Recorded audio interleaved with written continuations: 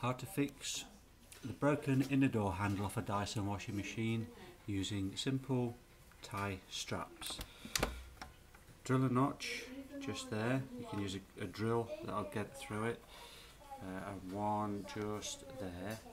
And if you can see inside, it's a bit tricky, but you tie the straps around the pivot thing that holds the sprung-loaded door trap in place.